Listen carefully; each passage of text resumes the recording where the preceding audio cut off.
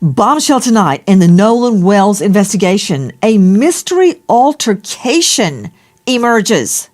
And not with the guys that took him to the island on the boat. Because, Art, I'm having a problem with this three best friend narrative.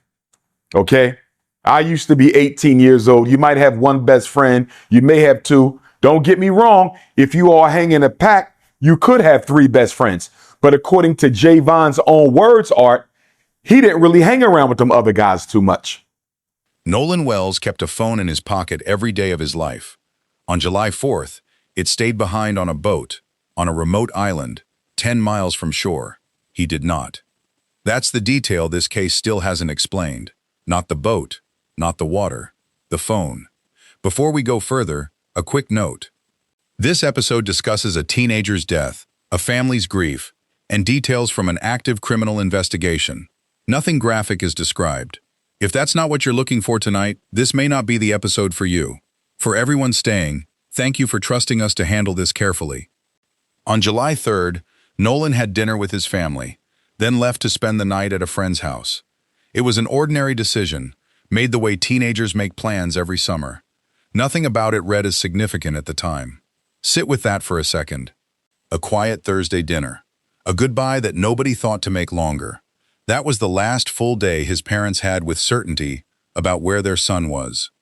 The next morning, a group of friends set out by boat, heading toward Horn Island, a barrier island reachable only by water. Confirmed reporting places the boat's departure at 9:56 a.m. Nolan was on it. Horn Island isn't a place you drift to by accident. It's remote, undeveloped, and once you're there until someone brings a boat back for you. Every choice made on that island happened without another set of eyes to confirm it. That single fact is the reason this case has stayed open as long as it has. For Nolan's parents, that day became the last one they can account for with any certainty, and the first day of a search that would end 6 weeks later in the worst possible way. By that evening, one thing had already changed. The friends who left the island came back without him. Here's where you come in. If you're watching this tonight, tell us where from. This case has pulled people in from every part of the country, and I want to know how far it's traveled. Investigators have obtained and are reviewing a recording placed from the boat that afternoon, reporting mechanical trouble and requesting a tow. Officials have confirmed the audio exists and that it's part of the active investigation. What officials have not done is tell the public what, if anything, it proves. That distinction matters more than almost anything else in this case. A call existing is a fact. What the call means is not yet, not to investigators, and not to you or me. According to reporting on the call, a teenager aboard the boat can reportedly be heard telling the dispatcher he wanted to get the boat, quote, unsunk and towed back. That's the extent of what's been publicly confirmed about its content. Investigators are conducting their own technical analysis of the recording to determine whether it holds anything further. Here's the honest reason this call has consumed so much attention online. It's the only real-time audio anyone has from that day. Everything else in this case is being reconstructed after the fact, from memory, under pressure, weeks later. This call is the one piece of the timeline that isn't secondhand. For a family trying to understand their son's last hours, an unreleased recording that investigators themselves are still analyzing isn't closure. It's a locked door with a light on behind it. And it's not the only object at the center of this case that raises more questions the closer you look. For weeks, Nolan's cell phone was unaccounted for. It has since been recovered, reportedly from the boat itself. But recovering it didn't close the question. It reopened one. Ask yourself something simple. When was the last time you left home for a full day without your phone? Now ask what it would take for you to leave it behind. On a boat, on a remote island, planning, according to some accounts, to stay behind without it. Confirmed reporting establishes that Nolan's phone and his keys were both absent from him when his friends returned without him. His car had been parked overnight at a friend's house before the trip, which, according to the friend group, explains the keys. The phone's absence has been explained differently by different people at different times, and those explanations have not stayed consistent throughout the investigation. Investigators have specifically requested original, unedited photos and video from July 4th, particularly anything showing Nolan or any altercation involving him. That's not a routine request. That's investigators telling us, without saying it outright, that the existing accounts of that day haven't fully closed the gap for them either. Christine Wansley, Nolan's mother, has spent weeks asking a question that shouldn't require an investigation to answer. Why didn't anyone bring her son's phone back to her before it became evidence? For a mother, that's not a forensic detail. That's the last thread connecting her to her son's day. And it was handed back to her only after the search for him had already begun. Before we go further, one thing worth saying plainly. Two friends in that group have given accounts that line up on almost every detail except one, who Nolan told he was staying with. That single disagreement is the reason this investigation hasn't closed. Not proof of anything, just the reason nobody has been able to write a final page yet. Nolan's body was recovered on July 6th. Since then, there have been two separate examinations, the county medical examiner's initial autopsy and a second, independent forensic exam requested by the family. As of the most recent confirmed reporting, the results of the official state autopsy have not been made public. The Jackson County District Attorney's Office has stated those results will remain sealed until presented to a grand jury. That's worth repeating plainly, because it's the fact most likely to get lost in the noise. Nobody outside investigators and the medical examiner's office currently knows the official cause of death. Not us. Not most of the commentators you've seen online. Not, as of this recording, even the family's own attorney. Family attorney Ben Crump has publicly stated the cause of death remains undetermined following the independent exam. Some commentary online in the weeks since has described specific findings as though they're confirmed. As of now, none of that has been independently verified by officials, and we're not going to repeat those specifics as fact when the people who conducted the exam haven't done so themselves. This is the part of the story that requires the most discipline to sit with, because it's also the part most likely to be misused. A grand jury exists specifically to weigh evidence before anyone is charged with anything. Convening one is standard procedure for unexplained deaths in this county. Officials have said as much directly, not proof, on its own, that a crime occurred. For a family standing at a podium holding their son's photograph, undetermined isn't a placeholder. It's 6 more weeks of not knowing, stretched out publicly, in front of millions of strangers who all think they already know the answer. And it's that gap, between what's confirmed and what's assumed, where the loudest part of this story has been playing out.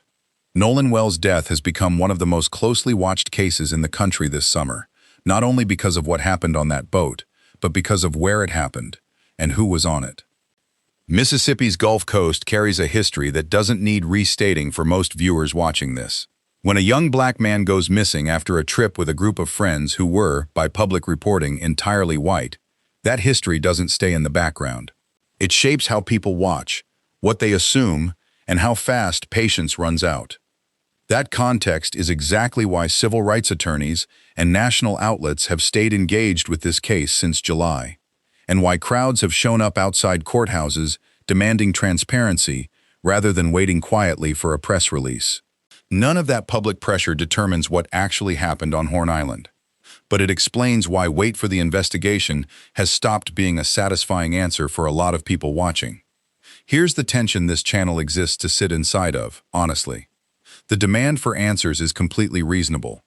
The family deserves them. The public scrutiny is, in many ways, exactly what's kept this case from quietly closing without them.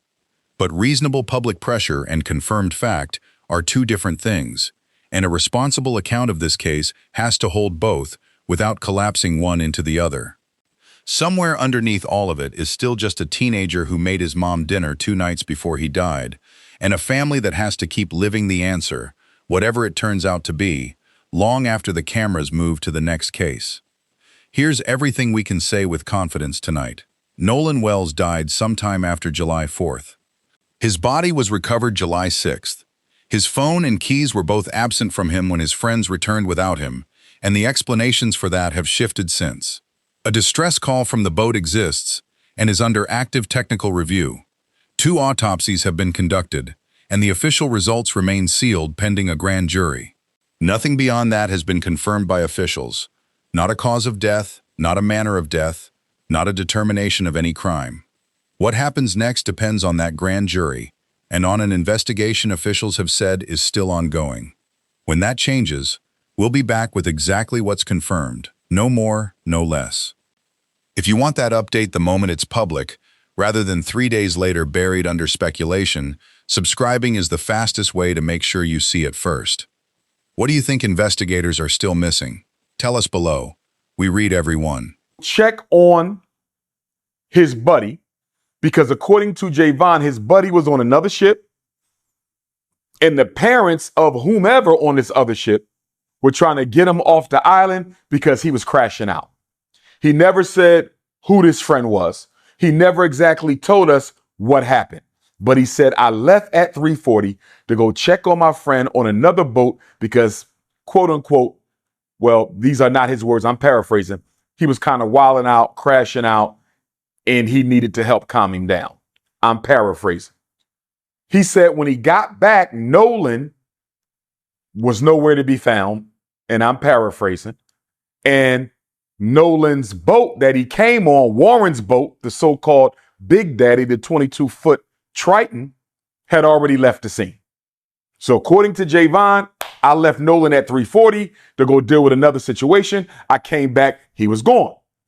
According to Katie, the white girl who Nolan's white best friends are trying to use as an alibi in this situation. Okay, because they claim, and Warren said the same thing to Officer B.T. Coon when he spoke with him. They claim that Nolan told them, I'm going to hang back on this island and talk to Katie. You guys go ahead and I'll get back however I get back. Again, I'm paraphrasing. But guess what? We learned through Katie's sister that Katie said she has no knowledge of Nolan ever saying that. And Katie said her conversation with Nolan was between 3 and 4:30. So you know what that means, Art? We can pretty much digest, conclude that Nolan was likely to have been unalived, Art, sometime within the hour of 3:30 to 4:30. I'm going to insinuate that Nolan's life was taken because I do not believe he accidentally drowned. If he drowned, he was forcibly drowned. And we'll get to that in a minute. If Nolan drowned, he was forcibly drowned. He did not accidentally drown. He was a great swimmer. Miss me with the nonsense. That boy did not drown. If he drowned, it was by force.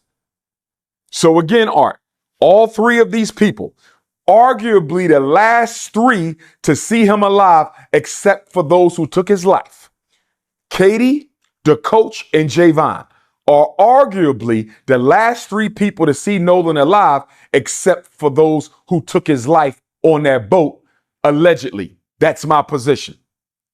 So they're all basically cutting off around 3:30, Art. Remember, they made the call for the emergency sea tow at 4 o'clock. Javon said he cut out 3:40. The coach, 3:30. They made the call at 4 o'clock. That conversation we heard, the sea tow call, which we're going to talk about in a minute, that took place at 4. It sounded like there was some struggling going on in the background. Nolan could have been getting unalived while they were making the call, Art. Nolan could have been getting unalived while they were making the call. Nolan could have been getting choked out while they was on the phone with Cito.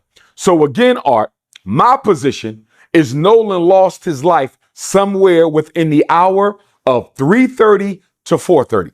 Now, before we go any further, Art, I need Ben Crump investigation team and Sheriff Ledbetter's investigation team to have a conversation with Javon, because according to Javon's statements on TMZ, the police never spoke to him.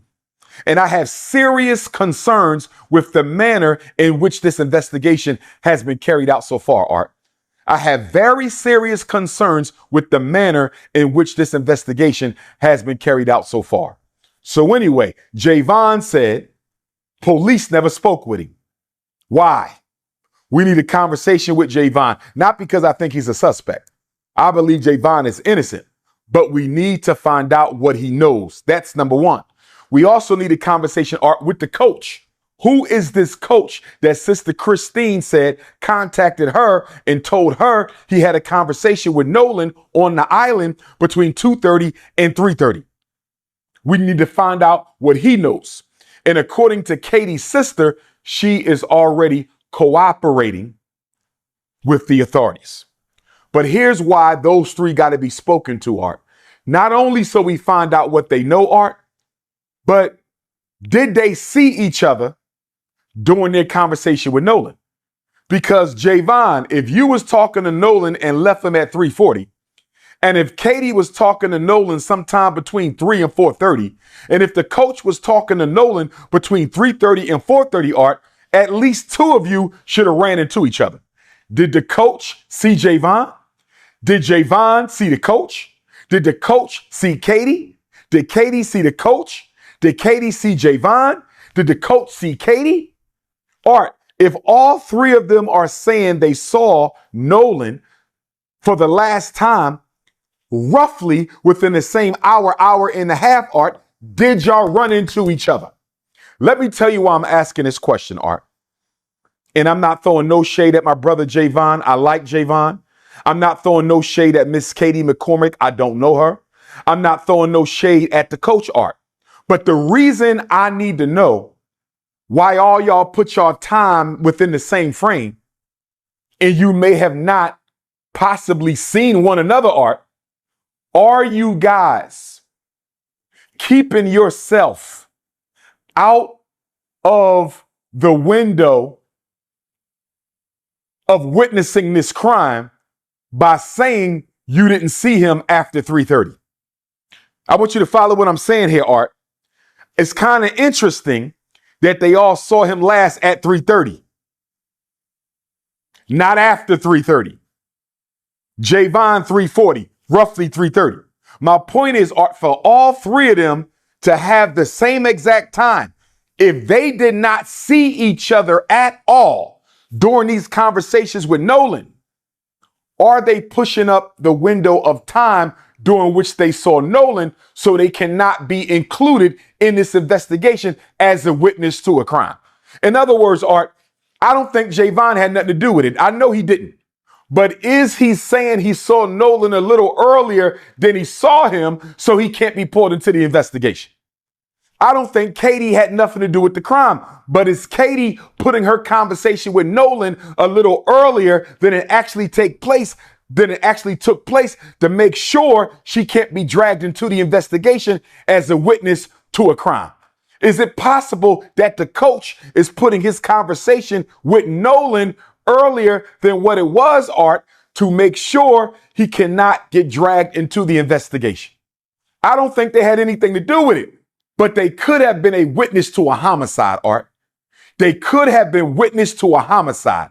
If they did not see each other, if none of those three people, the coach, Javon, and Katie, if they did not see each other at all talking to Nolan, if none of them saw each other talking to Nolan, at least two of them are lying about the time they last saw Nolan. Are you following me, Art? All I'm saying is I have my suspicions as to whether or not this convenient 3:30 cutoff window, I have my suspicions that this convenient 3:30 cutoff window may have not actually been the time they saw Nolan. They may have saw Nolan closer to the time he lost his life. Now stay with me, Art. I want to back up for a minute. And I want to say this to Brother Elmore, Nolan's stepfather. And I want to say this to Coach Tracy, who I believe was one of Nolan's coaches. Brother Elmore, the stepfather, and Coach Tracy, the coach, both said on national television, Art, that they don't think race played a role in this at all. Elmore, Tracy, two dark-skinned black men in Mississippi, and both of them said on national television, I don't think race had anything to do with this case. I am disappointed in Brother Elmore. I am disappointed in Coach Tracy. How dare you help these young people avoid the Matthew Shepard and James Byrd Jr. federal hate crimes law, Art, by you saying you don't think this had anything to do with race, Brother Elmore and Coach Tracy. You are helping these white folks avoid federal hate crimes charges. And let me tell you why this is important, Art. Let me tell you why this is important. Under the federal hate crimes law, Matthew Shepard, James Byrd, signed by Barack Obama, 2009. Under the Federal Hate Crimes Act, Art, you can go to jail for life. You can go to jail for life under the Federal Hate Crimes law. So if you can go to jail for life under the Federal Hate Crimes Act, Art, why is Nolan's stepfather and coach telling white folks they don't think it had anything to do with race? I still love my brother Elmore. I still love my brother Coach Tracy. But would y'all please watch what comes out of your mouth during this investigation? Because you are undermining justice for Nolan. I hope you're listening, Brother Elmore. And I hope you're listening, Coach Tracy. You are undermining justice for Nolan by saying you don't think race had anything to do with it. How in the hell do you know? How do you know if race had anything to do with it? How well do you know these young people? It was 30 of them, Art. It was damn near 30 white youth spread across 3 boats. How many of them did Elmore know? How many of them did Coach Tracy know? So how are you going to go on TV and say, I don't think it had anything to do with race? Why are you helping them avoid accountability for what they may have done? I don't know if they did it, Art. You don't know if they did it. They don't know if they did it. And they definitely don't know if it was motivated by race. What they should have said, Art, is what Javon said. And that's why I like the young brother Javon. That's why I like that young brother Javon. His mother, Sister Tashima, shout out to you. You raised a good kid. When TMZ asked Javon if he thought it had anything to do with race, Art, when TMZ asked Javon if he thought this had anything to do with race, he said, what? I don't want to answer that question. I don't want to answer that question. Perfect answer. Perfect answer. Or, Art, they could have said, I don't know. Nolan's stepfather could have said, I don't know if it had anything to do with race. Coach Tracy should have said, I don't know if it had anything to do with race. But to say you don't think it had to do with race when he was the only black boy across 3 ships, are you out of your mind? Why would you say that and help them avoid the Federal Hate Crimes Act? Javon gave a better answer than those 2 black men. Javon, a child, gave a better answer than those 2 black men, Art, when he said, I don't want to answer the question. And shout out to Javon, Art. He's intelligent. You know why? Because by saying, I don't want to answer the question, he answered the question. Of course, race has something to do with it. This is the United States of America. Race has something to do with everything involving black people. The country was built on the backs of black people. It's maintained on black people. We are disproportionately represented in the criminal justice system, overrepresented in the unemployment line, under the poverty line. Of course, everything in this country has to do with race. And I'm disappointed in us, Art, that we are so afraid to call racism what it is, that we literally got people asking us, when a white person takes the life of a black person, do you think it had anything to do with race? When a police officer takes the life or shoots a black person, do you think it had anything to do? What kind of idiotic gaslighting question is this, Art? All white people are racist. All white people are racist. So we can stop asking if it had anything to do with race. If it's black and it's white, it has something to do with race because all white people are racist. That's just how it is. Now let's get back to this. Let's get back to this. Before we deal with the infamous Cito call, Art, I got a few questions for Warren. I want to deal with that infamous Cito call, Art, and I want to deal with Sister Tashima and Sister Christine's visit to Warren's home to get Nolan's cell phone. I want to deal with them two in a minute, but before I go there, I got a couple questions for Warren and his white friends. Nolan's best friend, and Warren even called Nolan his brother, Art. He even called him his brother. He said they spent the night together before they went out to White Devil's Horn Island, Art. The night before, July 3rd, they stayed in the same home. How do you stay in the same home with somebody, Art, and leave them on an island? How do you sleep in the same house with somebody July 3rd and then leave them on an island July 4th? But I got a few questions for Warren. No disrespect. I'm not saying he's innocent. I'm not saying he's guilty, but I got a few questions for you, Warren. Since you could sit down and interview with Officer B.T. Coon, I need you to sit down and interview with Dr. Umar Ifatunde. So you can sit down and interview with Officer B.T. Coon, I want you to sit down and interview with Dr. Umar Ifatunde. My first question to Warren, you said that Nolan is a best friend of yours, that he's like a brother. I have a question. If Nolan is your brother and best friend, why did you leave him on that island, especially when you all were drinking? Because somebody put a report out there, Art, that Nolan had been drinking heavily and was intoxicated. Of course, that allegation was dismissed because the coach who contacted Sister Christine confirmed that he spoke to Nolan between 2:30 and 3:30 and Nolan was not intoxicated. So they lied to protect their friends because white people are always on code, Art. Not a single white person on that island dropped a dime yet. Not one of them. So anyway, Art, they tried to blame it on him being drunk. So he was just a drunk black kid who walked into the water and drowned. That's the narrative they wanted us to swallow.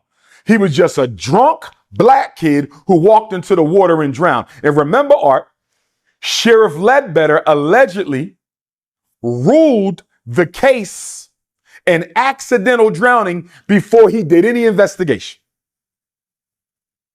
He ruled Nolan's death an accidental drowning before he did any investigation. As far as I'm concerned, that meets the definition of public corruption. As far as I'm concerned, that meets the definition of public corruption. But stand with Warren, Art. Warren, if Nolan is your brother and best friend, why did you leave him on an island without his cell phone and his keys? Why did you take his cell phone and keys back to the mainland? You left him there and took his cell phone and keys back. Can you please explain that to me? What person wants to be on an island without their phone? Help me understand that, Warren. I don't know of an 18-year-old who wants to be anywhere without their phone, Art. They don't want to be in school without their phone. They don't want to be at home without their phone. They don't want to be out of town without their phone. They don't want to be at the mall, the movies, the restaurant. They don't want to be nowhere without their phone, let alone on an island with no way to get off. You left your best friend on an island, your so-called brother. You left him on an island with no way to get off, and you took his phone and his keys. Can you explain that to me, Warren? While you're thinking about it, I got another question for you, Warren, while you're thinking about it. You said at 11 o'clock, you called Miss Christine to see if she heard from her son. Warren said, Art, I called Miss Christine to see if she heard from Nolan. She said she had not heard from Nolan. Can I ask you a question, Warren? If you took his phone, how in the hell was his mother supposed to hear from her son when you have the son's phone? Did you tell Miss Christine that you had her son's phone when you called her? I bet you didn't. I bet you didn't. Think about that, Art. He called the mother and asked her if she heard from her son. But he knows she didn't hear from her son, Art, because he has her son's phone. How can the mother hear from Nolan when you have Nolan's cell phone and you left him on an island? And I bet you didn't tell her you had his phone. Because if she knew you had his phone, Art, she would not have had to use Life 360 to find the phone. If you had his phone and you called her at 11 o'clock to see if Nolan was okay, why didn't you tell Nolan's mom you had his phone? Why did my sister Christine and my sister Tashima have to use Life 360 to find their son's phone? Because you playing games. You playing games. You playing in our face like we stupid. That's what this is. I don't know if he did it, Art, but he damn sure knows who do. I allege and I believe that all 30 of those white kids on all 3 of them boats know exactly which one of them did it, and the rest of them are covering it up. And guess what, Warren? And the rest of you 30 white kids on those 3 boats, let me explain something to you. Federal hate crimes law, you can go to jail for the rest of your life in case nobody didn't tell you. Federal hate crimes law, you can go to jail for the rest of your life in case nobody told you. Guess what? The Emmett Till Anti-Lynching Act, you can go to jail for up to 30 years. And if Nolan was unalived by more than one person, that constitutes a lynching. That constitutes a lynching. So you can go to jail for up to 30 on the Emmett Till Act. You can go to jail for life on the Matthew Shepard James Byrd Hate Crimes Act. And in the state of Mississippi, Art, if you are an accessory after the fact, not accomplice. Accomplice means you participated in the murder. Accessory means you helped cover it up afterwards. If you are an accessory to the fact after the fact, Art, you can go to jail for up to 20 years, Mississippi law. So they can go to jail for up to 20 years, Mississippi law. Accessory after the fact, you helped to cover up the crime. You can go to jail for 30 years on the Emmett Till Anti-Lynching Act because more than one of you probably participated in Nolan's unaliving. And under the Matthew Shepard James Byrd Federal Hate Crimes Act, Art, they can go to jail for life. And this is why I need Nolan's step pop and coach to watch what comes out of their mouth and stop trying to help these white kids avoid accountability for what they did to Nolan. Because if the tables will turn, white folks are not going to try to help your child avoid any accountability. So stop the now. Another question I have for Warren. You said you and Nolan been friends since 8th grade. Since 8th grade, Art. But Sister Christine says she don't know none of them kids really, Art. She don't know them white kids. So help me understand how you are Nolan's best friend, friends since 8th grade. You called him your brother. Y'all spent the night together July the 3rd, the morning before y'all went to White Devil's Horn Island. And his mother don't even know who you are. And you said out your own mouth that y'all never hung out at Nolan's house. So how are y'all best friends? I had best friends growing up, Art. My mother knew who they were.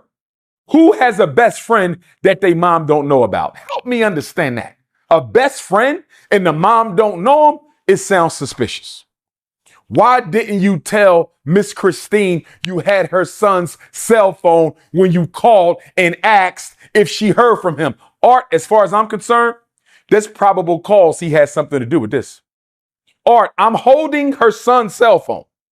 I left him on the island. I took his keys and phone. And I'm on the phone with the mom. I got his phone. But I'm calling his mother at 11 o'clock. Have you heard from your son? And I'm holding her son's cell phone, and I don't even tell her. Art, this ain't making no sense. This ain't making no sense. And I want to know from Sheriff John Ledbetter, Art, Jackson County Sheriff, you don't have probable cause just off of that alone?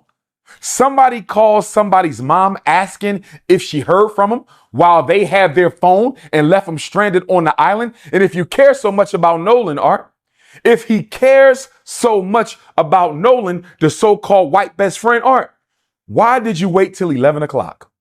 Y'all left the island 4:30. Y'all left the island 4:30. If you care so much about Nolan, why are you not calling his mother until 11 o'clock? It's pitch black outside at 11 o'clock, Art. It's pitch black. It's almost midnight, and you wait till 11 o'clock to call his mom and ask her if she heard from her son, but he's supposed to be your brother and best friend. Listen here, Warren. I was born at night, but I wasn't born last night. I was born at night, but I wasn't born last night. And then I have a question for his dad too, Art. I don't know if you know this, but his dad has started an online fundraising platform for Warren and two of his friends. I think they raised $160,000 so far. $160,000. Nobody has been arrested. Nobody has received a warrant. Nobody has been indicted. Nobody has been charged. Art, if you are innocent, why are you raising money online? You ain't been charged with a crime at all. The state of Mississippi is doing everything they can to make sure y'all don't get charged with anything. So why are you raising money online? Why did y'all cancel your social media? Why are y'all lawyering up? They hired Donald Trump's lawyer, Art. One of Donald Trump's lawyers is now the three of their lawyers. If you innocent, what you need Donald Trump's lawyer for? If you're innocent, what you raising $160,000 for? It sounds like y'all getting ready to defend yourselves. That's what it sounds like to me. It sounds like y'all think the truth is going to get out really, really soon, and y'all want to be prepared for it. Again, Art, I'm not saying he did it, but I definitely believe he knows who do. Now, we're going to get to this call. But before we get to this call, Art, I want to ask a question to Benjamin Crump. Attorney Benjamin Crump. I met him twice, Art. I met Benjamin Crump the day before I graduated with my doctorate at an Urban League conference in New Orleans. I presented at a workshop at the Urban League conference in New Orleans. This is July of 2012. And I flew back to graduate and get my doctorate in clinical psychology. We had lunch. It's a few of us at the table. We had lunch. Okay. This is around the Trayvon era. And then I met Benjamin Crump again at HBCU Delaware State University about 3 or 4 years ago at the Black Farmers Conference that was put on by one of the black professors there. She invited me to keynote the luncheon, and she switched me out at the last minute for Attorney Benjamin Crump. I understand it was a black bourgeoisie event. I'm not a member of the black bourgeoisie. I got switched out. I understand. No harm, no foul. Ben Crump gave a good speech. But here's my question to Benjamin Crump and Al Sharpton. Art. How long are y'all going to wait around before y'all call a spade a spade? How long is Ben Crump and Al Sharpton going to wait around, Art, before they tell the world that they don't think this investigation is being done correctly? How long before Benjamin Crump and Al Sharpton demand that the FBI and Department of Justice take over this investigation? Art, it's been over a month and we know nothing. It's been over a month and we know nothing. Now, let me say this, Art. There's several circumstances through which you can demand the FBI come in and take over an investigation. One of them, Art, if there is a suspicion of public corruption or obstruction of justice. The FBI, the Department of Justice, can come in and take over a case on the suspicion of public corruption or obstruction of justice. So you're going to say, Dr. Umar, what evidence do you have of that? First of all, they declared this an accidental drowning before they did any investigation. That's a cover-up. Not only that, Art, they never treated the boat like a crime scene. They never took a look at the other two boats. We have no information at all on the other two boats. Those 30 white kids should have had their cell phones confiscated, investigated. All their social media should have been investigated. Their homes should have been investigated. They should have all been interrogated. They should have been investigated to see if they or their parents had any connection to any of the white hate groups in the state of Mississippi. None of that was done. They gave the boat back to the owner, Art. They gave the boat back. The boat may have been a crime scene, and they gave it back. Now, according to the Cajun Navy, another question for Ben Crump, Art. According to the Cajun Navy, they offered Ben Crump to put dogs on the boat and let the dogs sniff it out to see if anybody had recently been deceased on that boat or if there had been any blood on that boat. And according to the representative from the Cajun Navy, Ben Crump told him don't do it. So I need Ben Crump, respectfully, I'm not accusing him of nothing, Art, but I need Ben Crump to explain to me why you didn't let them use the dogs to sniff out that boat. Why did you not let them sniff out that boat with them dogs? Did you have your own dogs to sniff out the boat? Because if you didn't, why didn't you let them sniff the boat out with the dogs? The dogs can tell, Art, if somebody had recently lost their life or if blood had been spilled. He said Ben Crump told him no. I need Ben Crump to explain that. I need Sheriff John Ledbetter to explain why the boat wasn't treated as a crime scene, potential crime scene. I need him to explain why all them white kids wasn't arrested and questioned, because if it was black kids and a white kid went missing, Art, they would have all been arrested and questioned. You know that. They would have all been arrested and questioned. And then let's talk about the autopsy, Art. Let's talk about the autopsy. So the Mississippi State Medical Examiner, they do their autopsy July 7th, right? July 7th. And then Nolan's mother requested an independent autopsy, as she should have. They send Nolan's body to Washington, D.C. When the black medical examiner gets the Nolan's corpse, Art, the throat tissue and the lung tissue is gone. How is he supposed to determine if Nolan died from being choked out or if Nolan died from drowning if he don't have the throat tissue or the lung tissue, Art? How is he supposed to do his job and y'all didn't send the throat tissue or the lung tissue? And nobody has explained yet whether or not the medical examiner in D.C. is ever going to get the throat tissue or the lung tissue. And I personally believe, Art, I personally believe Nolan was deceased before he hit the water. I believe Nolan was deceased before he hit the water. And the reason they held on to the throat tissue and the reason they held on to the lung tissue is they didn't want nobody to know that Nolan was murdered before he hit that water. Just like Emmett Till was murdered before he hit that water. Just like Dr. King's brother, A.D. King, was murdered before he hit that water. Remember, Art, when Dr. King's brother was murdered, Reverend A.D. King, they found him in a swimming pool. They ruled it a drowning.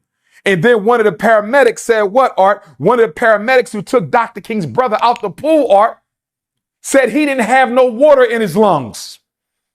The paramedic said he didn't have no water in his lungs, Art. And plus, A.D. King, just like Nolan, A.D. King, just like Nolan, was a great swimmer, Art. Was a great swimmer. They kept them lungs, I believe.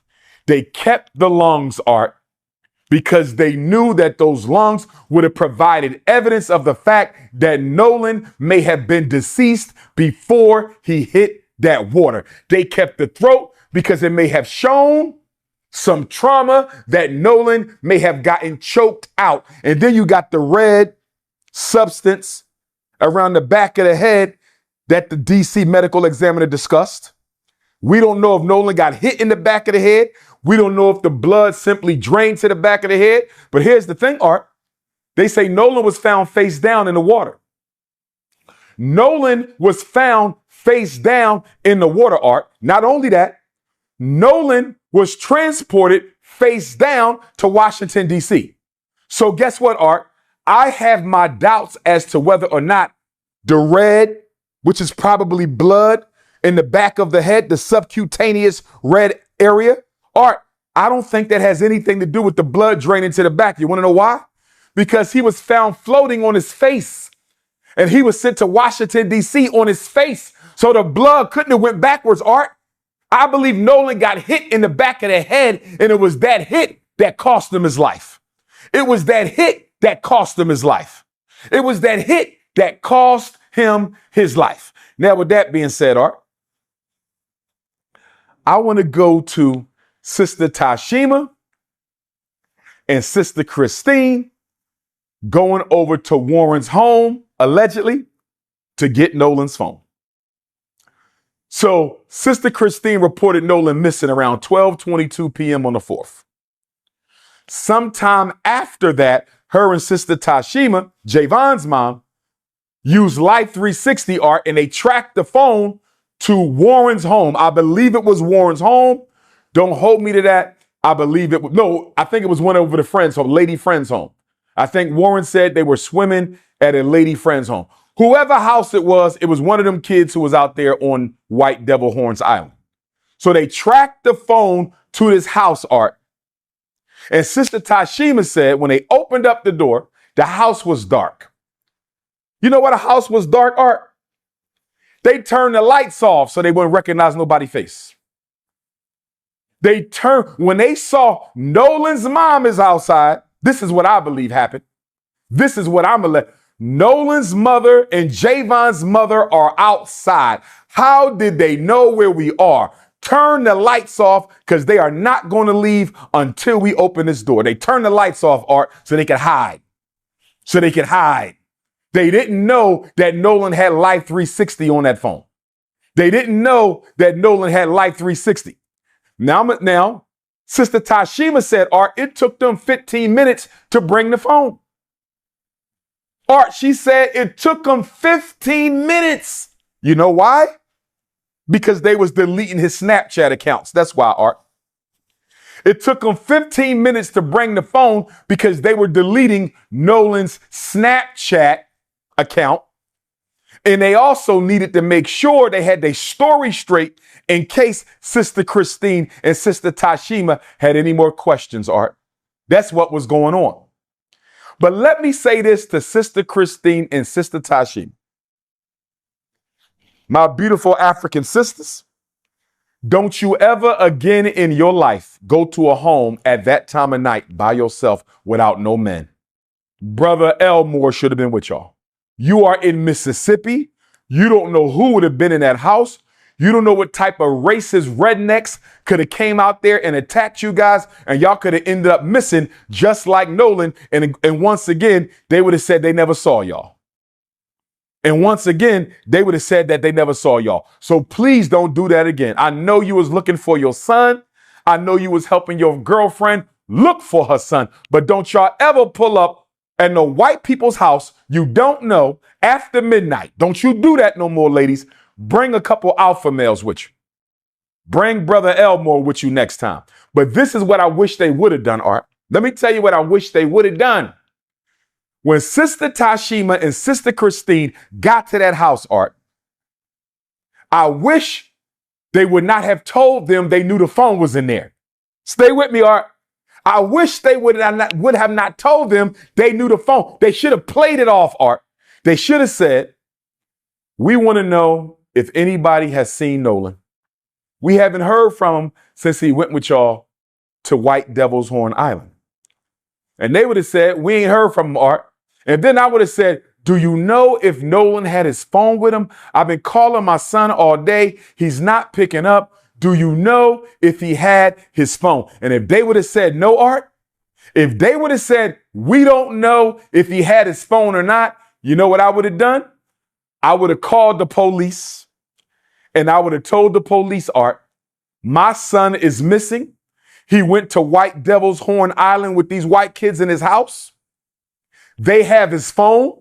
They don't know I know they have his phone.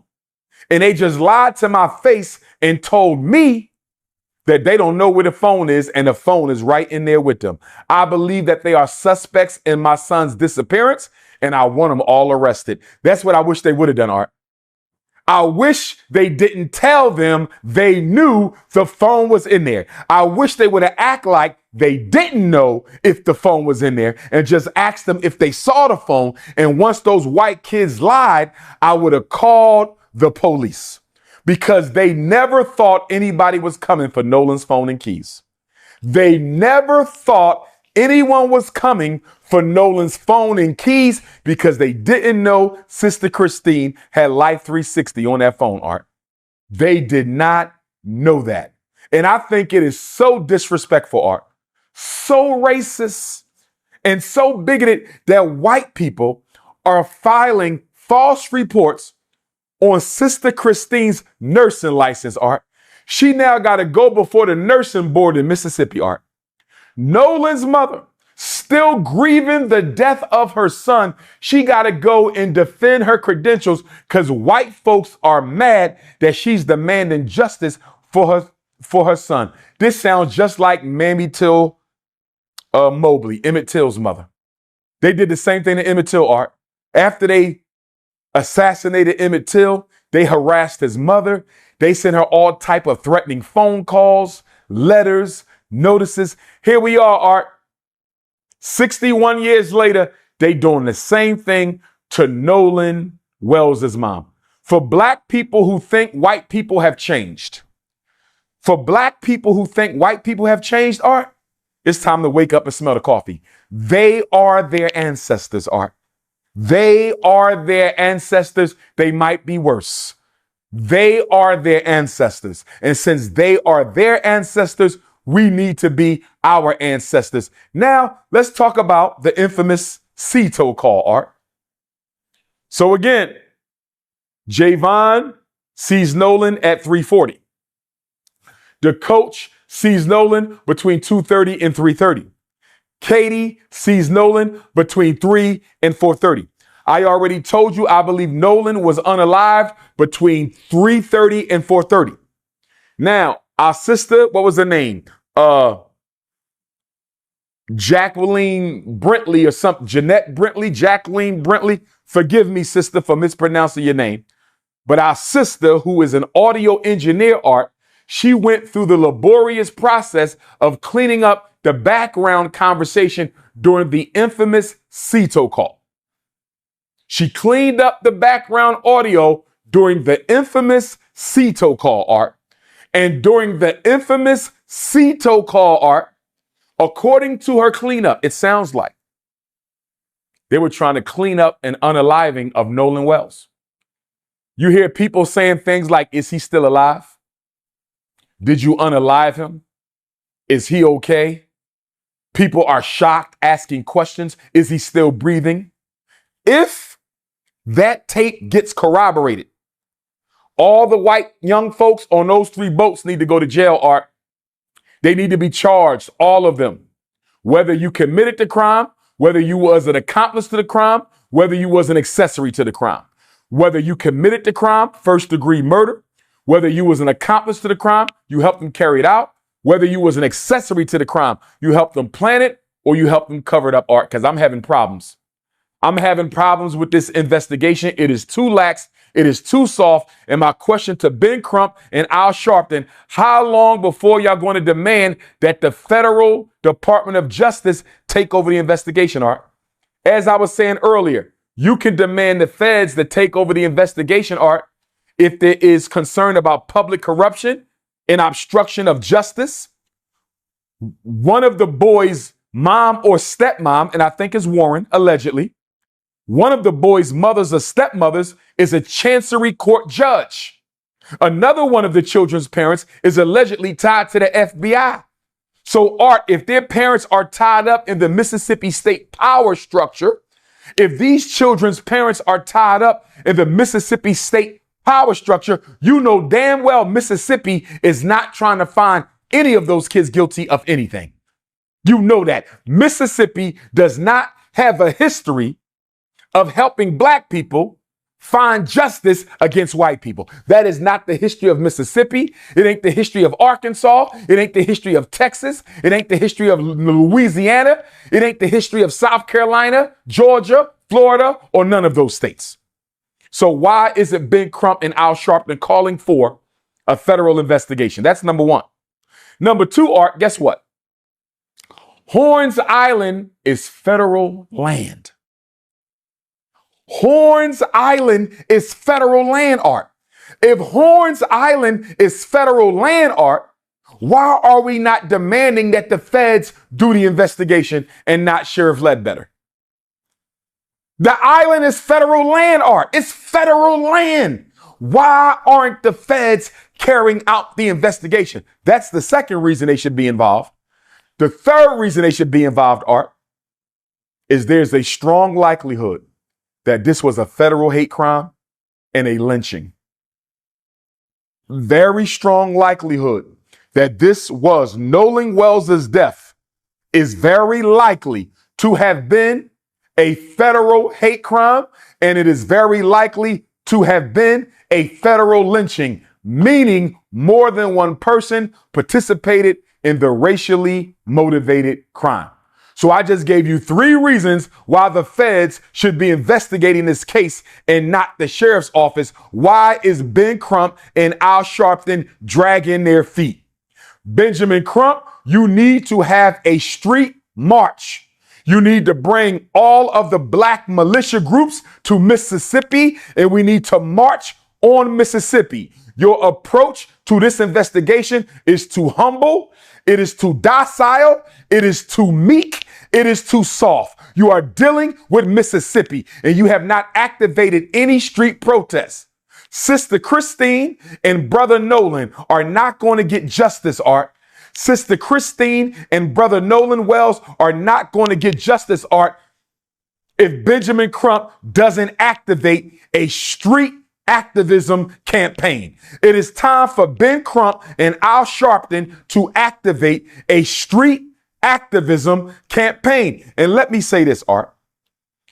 Al Sharpton is about to have another march on Washington. For what? For what? He's going to commemorate the Dr. King 1963 March on Washington. He's been doing it almost every year. But Art, it's an empty symbol.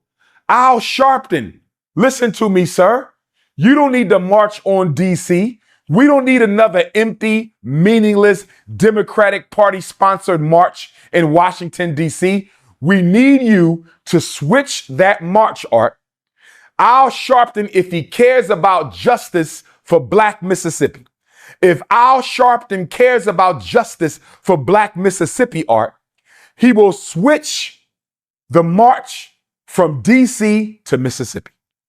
Al Sharpton needs to switch the march from Washington, D.C. to Mississippi. And it should be 4 days, Art.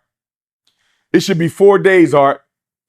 We should march in Senatobia, Mississippi one day for Baby Cohen, who was shot and murdered by the police in the Walmart parking lot. We got to march for Baby Cohen, who was shot by the police in Senatobia. We have to march in Cleveland, Mississippi for our brother Trey Reed, who was unalived September 15th, 2025, hanging from a tree on Delta State University campus in Cleveland, Mississippi, September 15th, 2025. So we need to march in Cleveland, Mississippi. We need to march in Senatobia, Mississippi. We need to march in Jackson, Mississippi, because what just happened in Jackson on Monday, Art? A Black woman, 28, 29 years old, Tasia Fortune, was found hanging from a tree. Monday, Art, 4 days ago, a Black woman was found hanging from a tree in Jackson, Mississippi. And check this out, Art. They said her corpse, her body, had been hanging from the tree for 3 to 4 days, Art. 3 to 4 days, her body was hanging. It gets worse, Art. It gets worse. They said they had to use a ladder. They had to use a ladder to go up on the tree and get our sister Tasia down. And guess what the Mississippi State Medical Examiner ruled it, Art? Guess what she ruled it? The same thing she ruled Trey Reed's death as suicide. Let me ask you a question, Art. How many black people you know hang themselves from trees? I don't know no black person who have ever taken their life by hanging themselves from a tree. In fact, it's almost impossible to hang yourself from a tree. In fact, black people have been hung from trees by white people for over 200 years. So you mean to tell me the very method that has been used to take our lives at the hands of white people, we are now taking the method ourselves, Art. We are now taking the method ourselves, Art, and we're going to hang ourselves with a noose the same way white people used to hang our ancestors. Who does that make sense to? That don't make no damn sense. So now all of a sudden, when black people want to take their life, we're going to go outside, get a noose, and hang ourselves suspended from a tree. That's nonsense. In the Mississippi State Medical Examiner, Art, every time a black person is found hanging in Mississippi, she wants to rule it a suicide. You know why, Art? If you rule it a suicide, you don't have to investigate. If you rule it a suicide, you can close the case and you don't have to investigate. So Ben Crump and Al Sharpton need to turn up the heat under Sheriff Ledbetter's office. They need to turn up the heat under District Attorney Mulrath's office because they are dragging their feet. They are not taking this investigation seriously. It is too quiet. We don't know anything. Sister Christine don't know anything after 30 days, and Ben Crump and Al Sharpton need to go to the streets. Since you like to march every year in Washington, D.C., Al Sharpton, why don't you bring your behind to Mississippi and march? We need to march in Senatobia. We need to march in Cleveland, Mississippi. We need to march in Jackson for Sister Tasia Fortune. And we need to march in Ocean Springs for Brother Nolan Wells. And check this out, Art. The Attorney General said they're going to keep the toxicology and the autopsy report under seal. They're going to keep the toxicology and the autopsy under seal, Art, until the grand jury gets to see it. A grand jury is going to decide whether or not anybody is going to get charged with a crime, Art. And I have a big problem with that, Art. That's what happened with Carmelo Anthony. That's what happened with Carmelo Anthony. A grand jury proceeding is a relatively secret process, Art. You don't even know who's on the grand jury, Art. You don't even know who's a group of secret white people. A group of secret white people are going to decide if any of those 30 white kids on those 3 boats should be charged with a crime in the death of Nolan Wells. And we won't even know who they are. And we won't even know how they came to their decision, Art. We won't even know who the grand jury is. And we won't even know how the grand jury came to their decision. What is Ben Crump ready to do? What is Al Sharpton ready to do if the grand jury returns no indictments on anybody at all for the death of Nolan Wells? Will Benjamin Crump be ready to march then, Art? Will Al Sharpton be ready to march in Mississippi then? If the grand jury says this was an accidental drowning, case is closed, no indictments, what is Ben Crump and Al Sharpton going to do? Because right now, and I respect them both, Art, but right now, the way this case is being handled, they are too docile, they are too meek, they are too humble, and they are too soft. We need some street action. We need some street protests. We need some street marches. We need to raise up the temperature in Mississippi, Art. That's what we need to do. This is the state that unalived Medgar Evers. This is the state that lynched Emmett Till. This is the state that took the life of Baby Cohen. This is the state that lynched Tasia Fortune. This is the state that lynched Trey Reed. This is Mississippi, the state that tried to lynch Fannie Lou Hamer, the state that tried to lynch Ida B. Wells. When are we going to wake up and smell the coffee? Now, let's get to the infamous call, Art, and I'm going to wrap this up. Let me get to the infamous call, and I'm going to wrap this up. They called the Cito company at 4 o'clock. We already talked about the background noise. that the audio engineer, our beautiful black sister, Jeanette Brentley, cleaned up sounds very suspicious, Art. It sounds like they may have been in the act of unaliving Nolan Wells when they made the call. It sounds like they may have been in the act of unaliving Nolan Wells when they made the call, Art. Allegedly. And guess what, Art? That would make perfect sense. You want to know why? Because the call was bogus. Nothing was wrong with that shit. This is my allegations. This is my belief and my allegations, and I'm standing on it. Nothing was wrong with the boat, Art, and I'm going to explain to you how we know this. Nothing was wrong with that boat. They made that call because they needed an alibi, Art. They needed an alibi. So if Nolan Wells, when Nolan's body was found, Art, if they were able to determine the time of death, when Nolan's body was found, and if they were able to determine the time of death, they say, wait a minute. Nolan was unalived at 4 o'clock. Guess what, Art? They could say our boat was sinking at 4 o'clock and we was on the phone with Cito. The phone call was an alibi, Art. The phone call was a decoy. The phone call was a bait and switch. There was nothing wrong with that boat, Art. So listen, we know that Mississippi is going to find all the audio engineers they can find, Art. We know that Mississippi is going to find all the audio engineers that they can find, Art, to try to say that the background noise cannot be corroborated or verified. You know they're going to say that. They're going to say we can't use the background noise. It's too much going on. We don't care what Sister Jeanette Brantley had to say. We don't care what y'all conspiracy theorists got to say. We had our own FBI audio engineers listen to it, and they can't make out the conversation. I believe it says what Sister Jeanette Brantley says it says. I believe it, Art. It makes perfect sense. They called at the time that they were unaliving him to have an alibi and an excuse. But guess what, Art? Even if they throw out the background noise, I believe we still have probable cause to arrest all 30 of those white kids. And I'm going to tell you why, Art. Let's listen to the conversation, Art. Let's listen to the conversation. He calls the operator on Cito. The operator says, how can I help you? And I'm paraphrasing. He says, our boat is sinking and we need a tow. She says, how much water are you in?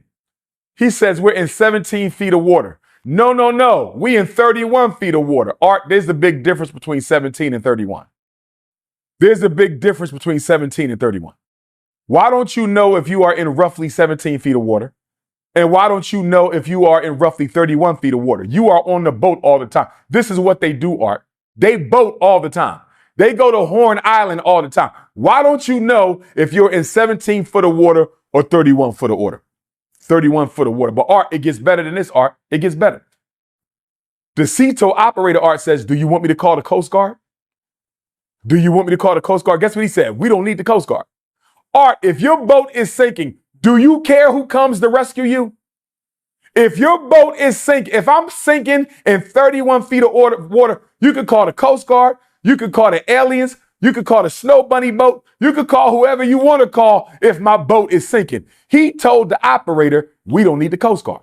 Who does that, Art? Who says we don't need the Coast Guard if we sinking? So she says, okay. She says, how many adults are on the boat? Pay attention to this, Art. We caught him in another lie. Listen to this. She says, how many adults are on the boat? He said, quote, there are no adults on the boat. He lied, Art. Second lie. First lie, he said, Nolan said, I'm staying behind to hang out with Katie. Y'all can leave me. Katie said Nolan told her, I'm headed back to the boat because my friend's about to leave. That was lie number one. That was lie number one. You lied and said Nolan said he was going to stay behind with Katie. That was a lie. Lie number two. The Cito operator asked you, how many adults are on the boat? He said there are no adults on the boat, Art. Why did he lie? Why did he lie? She said, how many people on the boat? He said, everybody on the boat is under 21. Art, She said, that was not my question. Art, she begged him to tell her how many people are on the boat. She said, that's not my question. How many people are on the boat? She said, is anybody breathing on the boat? He said, a lot of people breathing on the boat.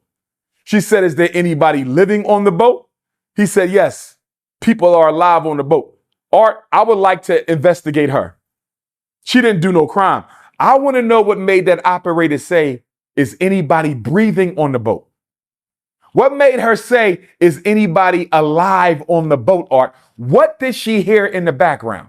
What did that operator hear in the background to make her ask him, is anybody breathing on the boat? That don't sound like a regular question.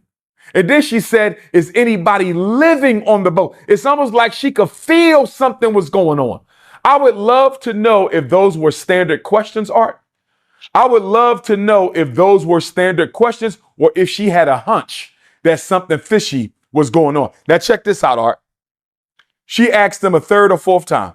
He would not answer the question, Art. He would not answer the question. How many people are on the boat? Guess what he said, Art? Like 7. Like 7. Art, the boat only holds 8. They went out there that morning with 8. 7 Caucasians and Nolan. 7 Caucasians and Nolan. Art, they left with 7, right? When she said how many people on the boat, Art, why did he say like 7? Why didn't he say 7? It's only 7 people. Why couldn't he say 7? Why did he say like 7? You know why he said like 7, Art? Because he didn't know if Nolan was still alive or not.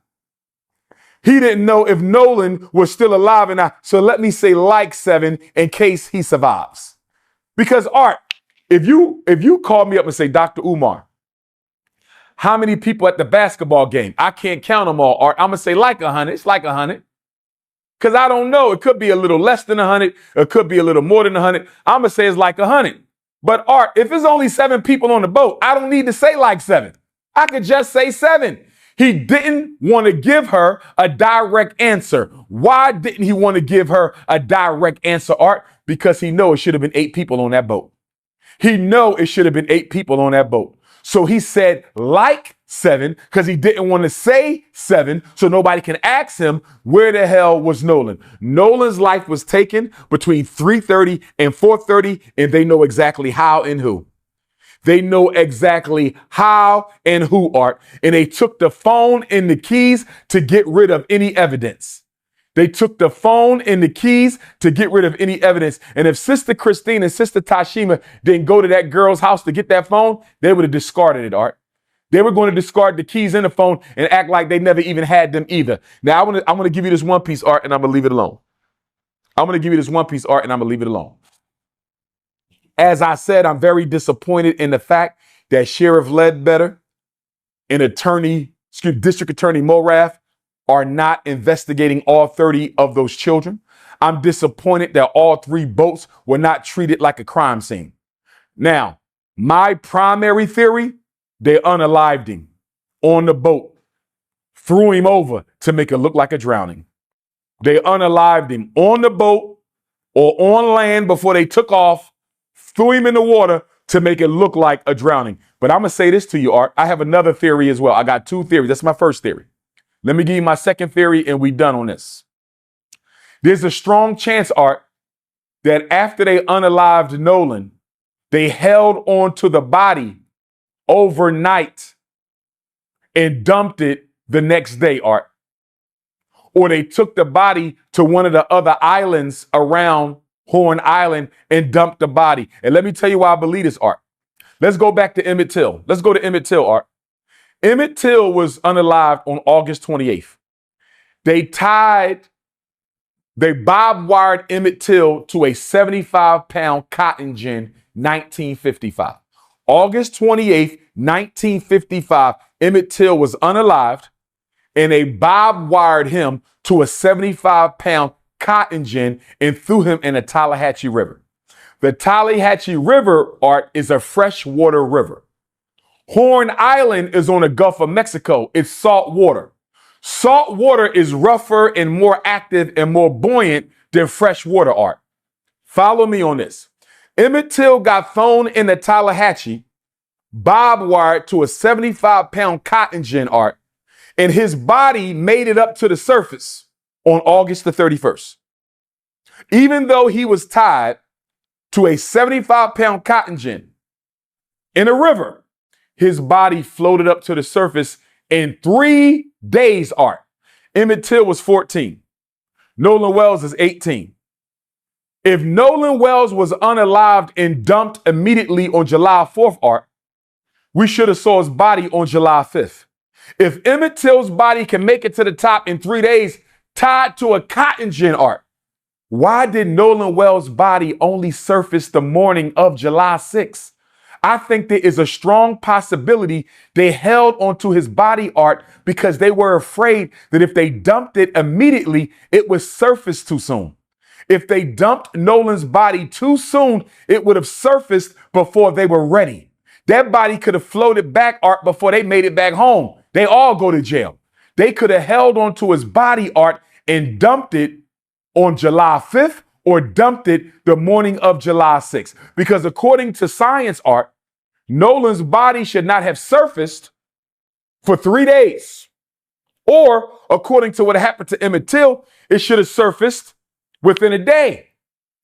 The fact that it took Nolan Wells' body 41 hours before we saw it, I think that body might have gotten dumped, Art. I think they might have held onto Nolan Wells' body and dumped it a day or two later. And that's why the other 2 boats are important to the investigation, Art. How do we know Nolan wasn't unalived on one boat and held on a second boat? How do we know that? How do we know a second boat didn't take Nolan Wells' corpse to one of them other islands and then the body floated back, Art? Why are we not investigating all 3 boats and all 30 white children? Art, I'm going to tell you like this.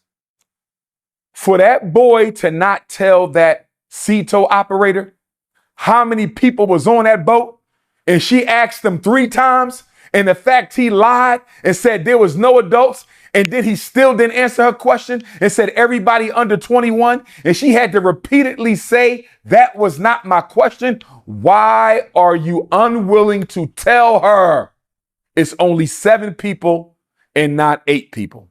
Last thing I'm going to say, Art, shout out to Tyler Perry, Terrell Owens, Colin Kaepernick for helping to pay for the funerals, autopsy, as well as reward money for information leading to an arrest.